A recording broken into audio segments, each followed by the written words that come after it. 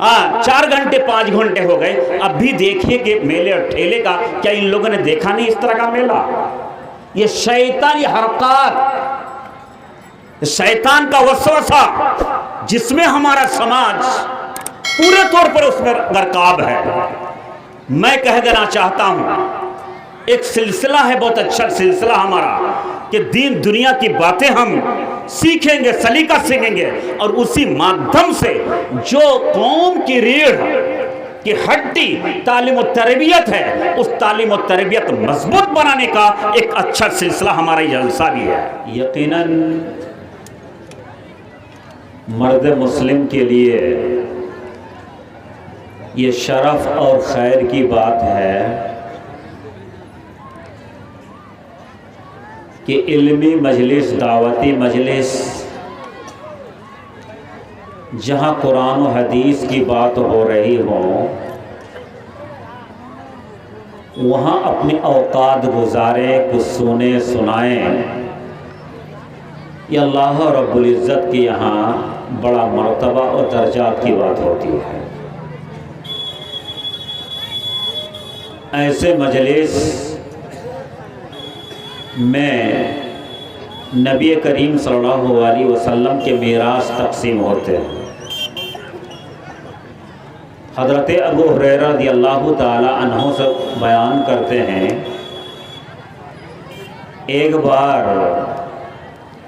بازار میں جا کر کے لوگوں کو کہا کہ تم لوگ بازار میں خرید و فروخت میں مشغول ہو، جبکہ اللہ کے نبی کے میراث یہ مسجد میں تقسیم ہو رہے ہیں۔ لوگ یہ بات سن کر کے دوڑے دوڑے مسجد میں گئے تو وہاں دیکھا کہ کچھ لوگ ذکر و اذکار میں مشغول ہیں، کچھ لوگ تعلیم و تربیت کا کام کر رہے ہیں، دین سیکھتے سکھاتے ہیں۔ وہاں کوئی مال درہم دینار تقسیم ہوتے ہوئے نہیں دیکھا۔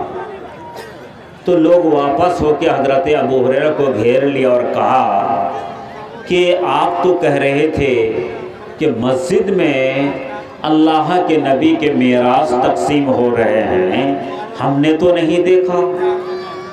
کہا کہ کیا تم نے وہاں تعلیم و تربیت، ذکر و اذکار کو نہیں دیکھا؟ تو کہا کہ ہاں یہ تو دیکھا۔ کہا هذا هو میراث النبی صلی اللہ علیہ وسلم، یہی تو اللہ کے نبی کے میراث ہے۔ تو برادر دوستو، یہ دینی جلسے جو ہمارے سماج کے اندر بلکہ اسلامی طور طریقے میں رواج پایا ہے، یقیناً یہ دینی تعلیمی تربیتی اصلاحی ثقافتی جو بھی اچھے اچھے نام دیے جا سکتے ہوں دیا جانا چاہیے، چونکہ یہاں اللہ کے نبی کے میراث تقسیم ہوتے ہیں۔ اللہ رب العزت کی قربت ہوتی ہے، دلوں کو جلا پاتا ہے۔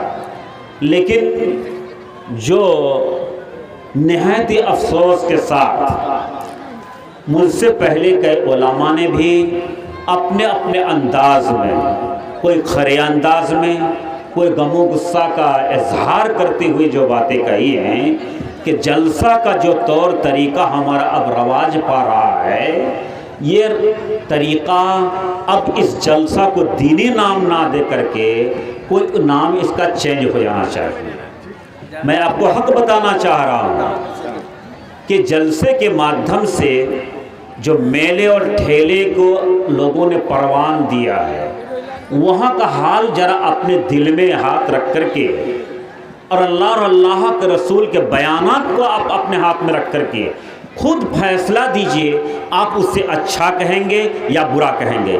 اس کے لیے کوئی عالم کی ضرورت نہیں ہے کہ مکی مدنی ہو، صحیح بخاری کا درس دے رہا ہو، ان سے جا کے فتویٰ لینا پڑے گا اس مسئلے میں۔ میں سمجھتا ہوں کہ ہر وہ شخص جس کو اللہ رب العزت نے ذرا بھی ذہن دیا ہے، عقل دیا ہے، سوچ دیا ہے، داہنا اور بایاں کو تفریق کر سکتا ہو، وہ فتویٰ دے سکتا ہے کہ اچھا ہے یا برا ہے۔ ایک بات یاد رکھیے گا، آج نہیں بلکہ تقریباً 10 سال پہلے ایک عالم نے کہا تھا کہ یہ جلسہ کرنا حرام ہے، لوگوں کو کھل گیا، ہاں جلسہ کو حرام کرا ہے یہ، اور ٹھیک ہے مدنی آ رہے ہیں، مطلب میں تو جاؤں گا جلسے میں، ان سے فتویٰ پوچھا جائے گا۔ مجھے جب ٹائم دیا گیا تو پہلے ہی سوال پوچھ دیا کہ مولانا یہ جلسہ کرنا حلال ہے یا حرام؟ ہم نے کہا کیسے سوال کر رہے ہو تم جی؟ کہاں مولائی صاحبات ہے، آپ ذرا سا جواب دیجیے آپ۔ تو میرے دماغ میں بات آ گئی، میں ان کو کہا دیکھیں جی میرے استاد تھے، ایک استاد جن کے پاس چھوٹا ایک ریڈیو، سنتوش ریڈیو مجھے یاد ہے، وہ رکھا کرتے اپنے ساتھ۔ تو لڑکے جب مالیے شام کے ٹائم میں اور کسی ٹائم میں چلے گئے تو وہ بیٹھے بیٹھے وہ خبر سنا کرتے تھے اس ریڈیو سے۔ میرے دماغ میں یہ تھا کہ چونکہ میں بھی ان کے ساتھ بیٹھتا تھا، تاکہ لوگ جب نئے طلبہ چلے جائیں گے تو ایک کتاب لے کے بیٹھ جاتا تھا، کچھ پوچھ لیا، فرصت میں ہے تھوڑا پوچھ لیا، پھر پڑھ رہا ہوں، پھر پوچھ لیا، سیکھنے کا اچھا موقع مل جاتا تھا۔ تو اس دوران کہہ دیا میں نے کہ مولانا ریڈیو تو حرام ہے، تو آپ تو ریڈیو بجا رہے ہیں؟ کب کو سنو سنو سنو، تم لوگوں کے گھر میں ہنسوا ہے، ہنسوا تو ہے، کیا کرتے ہو؟ سبزی کاٹتے ہیں اور کچھ کاٹتے ہیں اور کچھ کاٹتے ہیں۔ کہا کہ وہی ہنسوا اگر کسی کو گلا کاٹنے کے لیے انسان رکھے تو جائز نہ ناجائز؟ وہ تو ناجائز ہے۔ تو ایک ہی ہنسوا جائز بھی اور ناجائز بھی۔ مجھے بات سمجھ میں آ گئی، پھر کھل کے کہا کہ دیکھو یہاں اس ریڈیو سے گانا سنو گے تب تو حرام ہے، لیکن دنیا کی باتیں اگر سنو گے، اس میں اذان ہوتی ہے، اس میں قرات ہوتی ہے، اس میں قرآن ہوتا ہے، اس میں خبریں نشر ہوتی ہیں، ان باتوں سے انسان اگر واقف ہو تو اچھا ہے۔ بات مجھ کو کھل کے بات سمجھ میں آ گئی، میں نے یہی باتیں دہرا دیا کہ جلسہ دینی ہے، یا دین و اصلاح کی بات ہوگی، تعلیم تربیت کی بات ہوگی، قوم آگے جائے گا اس کے دل و دماغ کے اندر۔ چونکہ ہمارا یہ معاشرہ تقریباً ان پڑھ جاہل معاشرہ ہمارا ہے، ان کو چھٹی نہیں اپنے کاروبار سے، ان فرصتوں میں سال میں 2 سال میں گاہے گاہے اگر اس طرح مجلس میں بھی حاضر ہو کر کے کچھ باتیں اگر سیکھتا ہے تو یہی ان کے زندگی میں ایک روشنی اور جلا پاتا ہے، لیکن لوگ اس کو بھی ضائع کر رہے ہیں۔ میرے دوستو آپ کہہ لیجئے کتنے لوگ آپ ابھی لگ بھگ 9:30 بجے رات بج رہے ہیں، 5 بجے شام، 4:45 بجے شام ہوئی ہے، 4 گھنٹے 5 گھنٹے ہو گئے، اب بھی دیکھیے کہ میلے اور ٹھیلے کا کیا ان لوگوں نے دیکھا نہیں اس طرح کا میلہ؟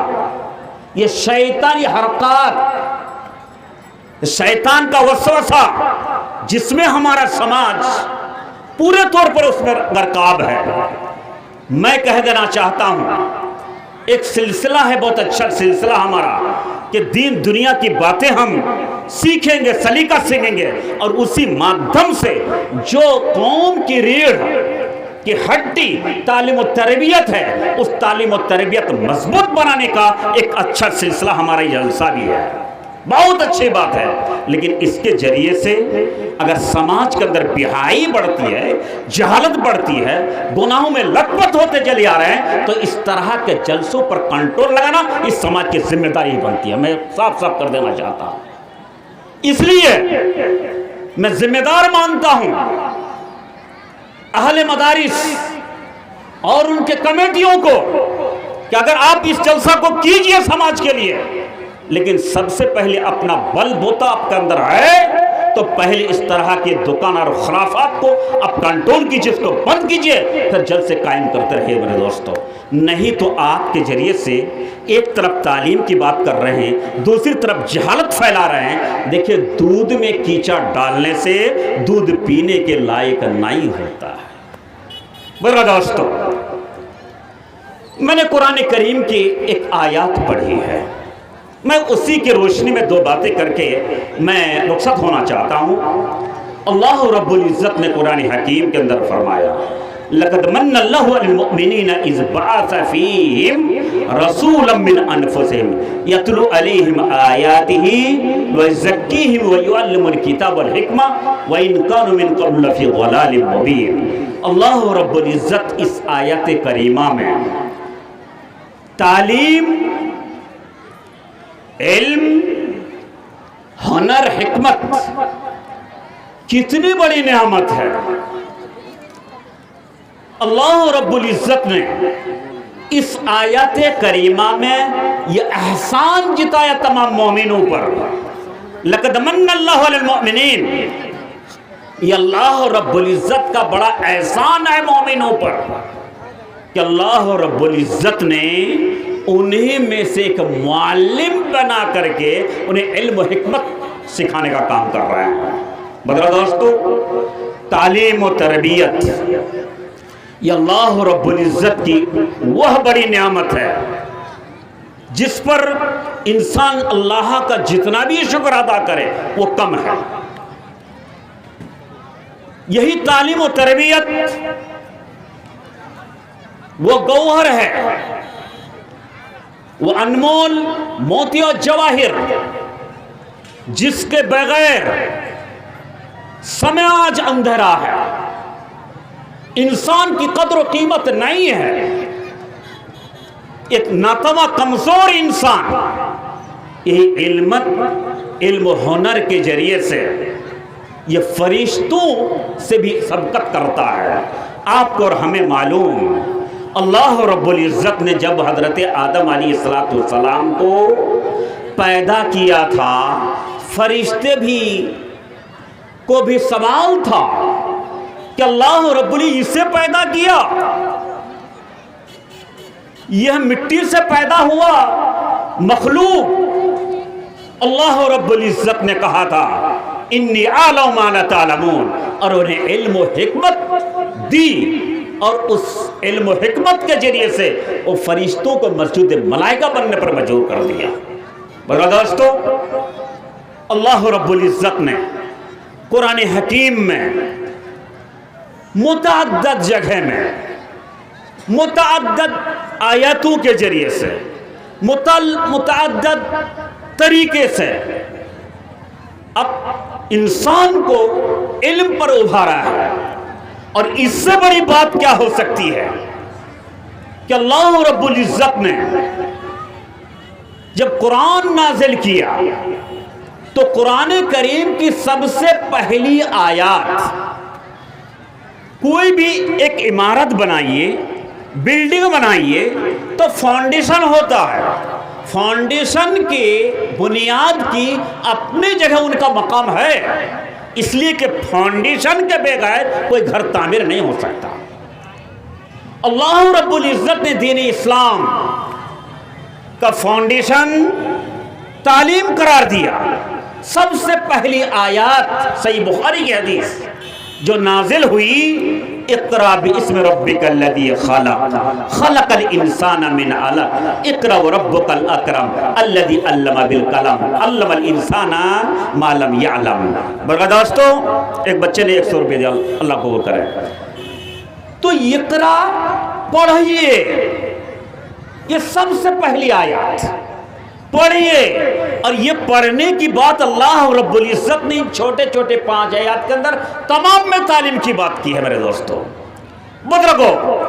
لہذا وہ قوم و سماج تعلیم سے بچھڑ کر کے، تعلیم سے پیچھے ہو کر کے کبھی بھی واقع نہیں پڑھ سکتا ہے۔ علم نور، علم روشنی، علم ترقی، علم تعمیر، لیکن علم سے پیچھے ہونے والے لوگ کبھی بھی اس سماج سے آگے نہیں بڑھ سکتے جن کے اندر تعلیم و تربیت پائی جاتی ہے۔ اللہ کے نبی کو اللہ رب العزت نے معلم بنا کے بھیجا تھا، لوگوں کو سکھلانے کے لیے، جاننے کے لیے، پڑھانے کے لیے اللہ کے نبی کو معلم بنا کے بھیجا۔ اللہ رب العزت نے یہی تو کہا قرآن کے اندر، لقد من اللہ علی المؤمنین اذ بعث فیہم رسولا من انفسہم یتلو علیہم آیاتہ ویزکیہم ویعلم الکتاب والحکمہ۔ اللہ رب العزت کا بڑا احسان مومنوں پر کہ انہیں میں سے ایک انسان کو معلم بنا کے بھیجا، رسول بنا کے بھیجا، جن کے طریقہ تھا کہ وہ کتاب و حکمت کی باتیں بنا رہے تھے۔ برابر دوستو، اللہ کے نبی علم کو کتنا پسند کرتے، اور علم کے درجات مراتب کے سلسلے میں قرآن و حدیث کے اندر کتنی باتیں آئی ہیں۔ ایک پڑھنے پڑھانے والے لوگ جان کر لوگوں کے مراتب اللہ نے کتنا دیا ہے، آپ سن کے جان کے حیرت میں پڑ جائیں گے۔ نبی کریم صلی اللہ علیہ وسلم ایک بار مسجد تشریف لے آ رہے ہیں تو دیکھا کچھ صحابہ کرام ایک جگہ بیٹھے کر کے وہ کچھ تسبیح تحلیل ذکر و اذکار میں مشغول ہیں، بہت اچھا کام ہے۔ دوسری طرف کچھ لوگ ایک جگہ بیٹھ کر کے وہ سیکھتے سکھاتے ہیں، پڑھتے پڑھا رہے ہیں۔ تو نبی کریم صلی اللہ علیہ وسلم اس جماعت کے ساتھ جا کے بیٹھ جاتے ہیں جو لوگ سیکھتے اور سکھاتے تھے۔ تو نبی محسوس کیا کہ میں ان لوگوں کے ساتھ بیٹھا، یہ لوگ تو بیزار ہو جائیں گے، کہ ہمارے ساتھ نہیں بیٹھے اللہ کے نبی، ان صحابہ کے ساتھ بیٹھ رہے ہیں۔ نبی کریم صلی اللہ علیہ وسلم نے کہا کہ میں اس جماعت کو زیادہ پسند کر رہا ہوں، اس لیے کہ انی بعثت معلما، اس لیے کہ اللہ رب العزت نے مجھے معلم، ٹیچر، استاد بنا کے بھیجا ہے، میں علم سے محبت کرتا ہوں۔ برابر دوستو، اللہ رب العزت قرآن حکیم کے اندر فرمایا ہے هل يستوي الذين يعلمون والذين لا يعلمون، ارے اتنا بھی تمہارے اندر عقل و شعور نہیں کہ ایک پڑھا لکھا انسان اور ان پڑھ انسان کیا دونوں برابر ہو سکتے؟ نہیں ہو سکتے۔ جس طرح سے اندھیری روشنی برابر نہیں ہو سکتے، اسی طرح علم اور جہل دونوں ایک پلے میں نہیں آ سکتے۔ میرے دوستو، اللہ رب العزت نے آپ کو بالکل صاف ستھرے الفاظ میں ان باتوں کو سمجھایا ہے، لیکن آج سماج کے لوگ اس زمین پر رہ جن کو اپنے مادر وطن کہتے ہیں، یہ آج ہلکے کیوں ہوتے جا رہے ہیں، بے قیمت کیوں ہوتے جا رہے ہیں؟ اگر مالی اعتبار سے اگر دیکھا جائے، محنت کے ذریعے سے وہ کنگال، وہ غریب، وہ فقیر جو لوگوں کے یہاں مزدوری کا کر رہا تھا، آج خود مزدور چلانے کے لائق بن گئے ہیں، لیکن ان کی عزت و وقار کے اندر بڑھوتری نہیں ہو پا رہی ہے۔ کیوں؟ اس لیے کہ ہم نے ایک طرفہ دنیا کمائی کے لیے محنت تو کی، لیکن اللہ رب العزت نے عزت اور مقام اور شرافت جن چیزوں کے اندر رکھا تھا، ہم اس سے دور رہے، یعنی ہم علم سے دور رہے۔ میرے دوستو، آج اللہ کا کرم ہے کہ اس طرح کے ادارے، چھوٹے چھوٹے ادارے قائم ہو کر کے سماج کی ایک حد تک ایک ذمہ داری کو نبھانے کی کام کر رہے ہیں۔ ان کے دامے درمے سکنے ہر طرح کی مدد ہمارے لیے ضروری بنتی ہے۔ تو ہم ایک بات بتانا چاہتا ہوں، اہل مدارس کو بھی اور گارجن حضرت کو بھی کہنا چاہتا ہوں کہ دیکھیں، آج بھی مدرسے ہمارے گاؤں محلہ میں، قرب جوار میں قائم تو ہو رہے ہیں، لیکن حقیقت میں جو تعمیر و ترقی ہمارے سماج کے اندر آنی چاہیے، وہ اب تک وہ چیزیں حاصل نہیں ہو پا رہی ہے۔ وجہ، سب سے بڑا وجہ یہ ہے کہ دیکھیے، لڑکوں کی تعلیم، لڑکیوں کی تعلیم دونوں کے لیے ضروری ہے، اور علماء نے کہا ہے کہ لڑکوں سے زیادہ لڑکی کی تعلیم زیادہ ضروری ہے۔ کیوں؟ اور یہی تو کچھ لوگوں نے کہا کہ اگر لڑکا پڑھتا ہے تو ایک پڑھا، لڑکی پڑھتا ہے تو ایک نہیں، دو سماج کے لوگ، دو خاندان کے لوگ پڑھا ہوتا ہے، ایک اپنے آبائی اور ایک سسرال کی۔ اسی لیے کہا گئی الام مدرسہ ان عادت شابن طیب الاراقی، ایک ماں تو خود ایک مدرسہ ہے، اگر اس کو تو بنا دو گے، سنوار دو گے تو سمجھو کہ ایک امت اور قوم کو سنوار دو گے۔ لیکن دوستو بزرگو، ہم تو اپنے لڑکیوں کو پڑھاتے ہیں، لیکن اللہ کے نبی نے بہت جامع بات کہا ہے، انما الاعمال بالنیات وانما لکل امرئ ما نوى فمن قدر ہجرتہ الی اللہ ورسولہ فہجرتہ الی اللہ ورسولہ۔ اعمال کا دار و مدار ہمارے نیت پر ہے، اگر اللہ کے لیے کام کریں گے تو وہ کام اللہ کے لیے ہوگا، دنیا کے لیے کرو گے تو دنیا ہی ملے گی، آخرت مل نہیں سکتی۔ ہم تعلیم دے رہے ہیں لیکن ہماری عریانیت، فحاشی، بدکاری بڑھ رہی ہے، صالحیت کی طرف ہم گامزن نہیں ہو پا رہے ہیں، اس لیے کہ ہم نے اپنی نیت یہ کر رکھی ہے کہ لڑکی کو جا کے مدرسہ میں ڈال دیتے ہیں، کوئی بھی مدرسہ ڈال دیتے ہیں تاکہ کہیں سے کوئی رشتہ کے لیے منتظر رہتے، لڑکی کو ڈال دیا مدرسہ میں اور کان پورب کی طرف، کان پچھم کی طرف، آنکھ اتر کی طرف، پیٹھ دکھن کی طرف لگائے رہتے کسی طرح سے رشتہ آ جائے۔ لڑکی ابھی بالغ بھی نہیں لیکن رشتہ آ جائے، بات اگر ہو گئی کہ نہیں فلاں کی بیٹی کو آج دیکھنے کے آئیں گے، وہ لڑکی جو میں نے پریکٹیکل اپنے زندگی میں دیکھا، لڑکی اگر سالانہ امتحان میں بیٹھی ہے تو وہ لینے چلے ہمارے گھر مہمان آ رہے ہیں، مہمان آ رہے ہیں، تو بھائی کیا کرو پڑھا نہ آ رہے ہیں، پڑھا وہ نا ہاں اور پڑھا بدر کر نہیں، مطلب لڑکے کام تو ہو ہی گیا، مسئلہ تو وہی تھا۔ برکت دوستو، تمہاری اس تعلیم سے کبھی بھی برکت نہیں ہوگی۔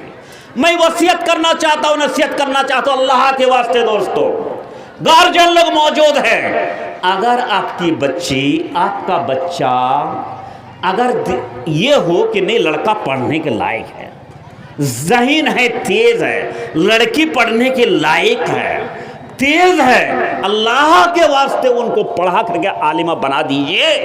رشتہ کا فکر اب مت کیجیے، اللہ کو چھوڑ دیے، اچھا آپ کو رشتہ مل گیا، اس کا صبر آپ کے اندر ہوگا؟ کم از کم یہ حد تو کر لو، خیر برکت آئے گی۔ اور ایک بات سمجھ کے رکھے گا، ایک قوم کا، سماج کا بھلائی اس وقت تک نہیں ہو سکتی جب تک اس سماج کے لوگ پڑھا لکھا نہ ہو میرے دوست۔